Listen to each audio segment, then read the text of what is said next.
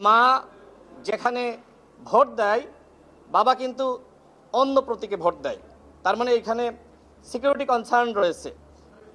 তারপরেও এই তিনটা পদ্ধতির মধ্যে সবথেকে সহজ এবং মোটামুটি রিলায়েবল হলো প্রক্সি পদ্ধতি।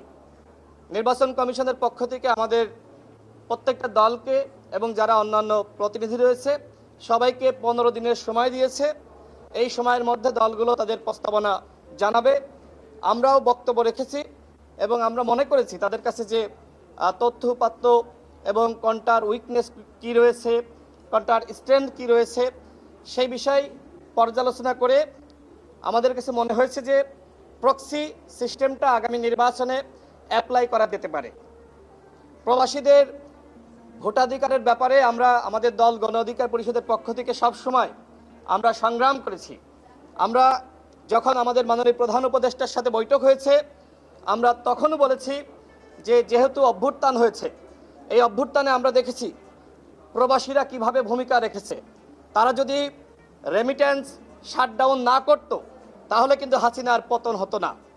আমরা দেখেছি জুনায়েদ আহমেদ পলক কিভাবে তিনি এই রেমিটেন্স পাঠানোর জন্য প্রবাসীদেরকে বিভ্রান্ত করছিলেন, তারপরেও কিন্তু প্রবাসীরা রেমিটেন্স পাঠায়নি।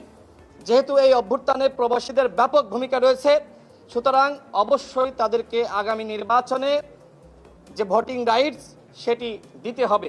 নির্বাচন কমিশন যে সূচনা করতে যাচ্ছে প্রবাসীদের ভোটের অধিকার নিশ্চিত করা, তার সাথে আমরা সম্মতি পোষণ করেছি।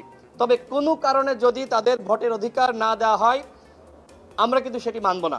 আমাদের কথা হলো যে বিশ্বের বিভিন্ন দেশে প্রায় 2 কোটি প্রবাসী রয়েছে, তারা আমাদের দেশের সম্পদ। এই যে বাংলাদেশ এখনো পর্যন্ত এতটুকু টিকে রয়েছে, অর্থনৈতিক গতিশীলতা রয়েছে, এর একমাত্র কারণ হলো আমাদের প্রবাসীরা তারা রেমিট্যান্স পাঠাচ্ছে। অর্থাৎ বাংলাদেশ গঠনে তাদের ব্যাপক ভূমিকা রয়েছে। অবশ্যই তাদেরকে ভোটের অধিকারের বাইরে রাখা যাবে।